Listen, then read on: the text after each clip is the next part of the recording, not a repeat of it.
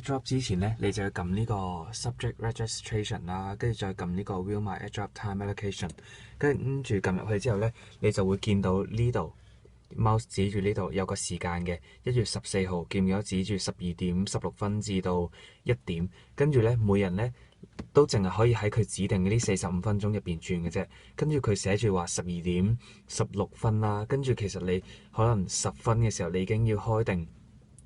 呢個 MyHKCC，跟住book定啦，跟住你到時轉嘅時候咧就係撳呢一個 airdrop change group，跟住撳入去之後咧，佢而家係冇噶嘛，但係到時撳入去之後咧，你就會見到有一個 column 兩個 column 咁樣，跟住你就可以撳 drop，跟住邊一個科嘅邊堂啦，跟住 add 翻可能係你 drop 咗101嘅，跟住你 add 翻102，跟住你就要快啲撳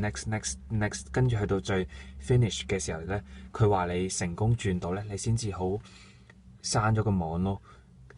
跟住如果你轉唔到，即係可能你一開頭撳咧轉唔到，你見到佢零嗰個位嘅，跟住咧你可以佢有個 refresh 個掣啦，你就不停撳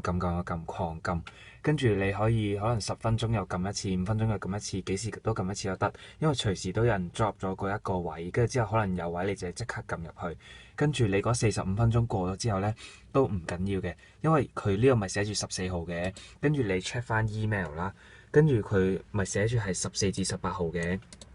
跟住14號完咗之後咧，15號見唔見呢度寫住15號咧？佢都同樣會有45分鐘係你嘅 preference 嘅。跟住你點樣睇咧？就係完咗嗰45分鐘之後咧，你再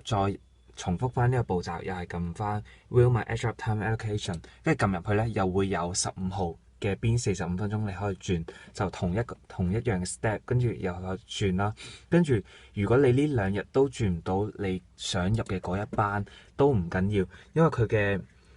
佢唔係淨係得呢2日嘅，佢呢度寫住咧 airdrop period 係14至28號，即係 even 你開咗學之後咧，開咗4日之後你都可以繼續轉，跟住步驟都係同一樣咯。但係14、15號呢2日嘅45分鐘完咗之後咧，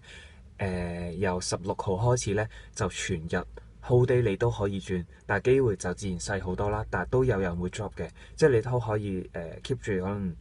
1個鐘咁樣 check 一次咯。跟住去到28號都佢話你轉唔到啦，咁就真係轉唔到咯。跟住 airdrop 個 step 就係咁咯。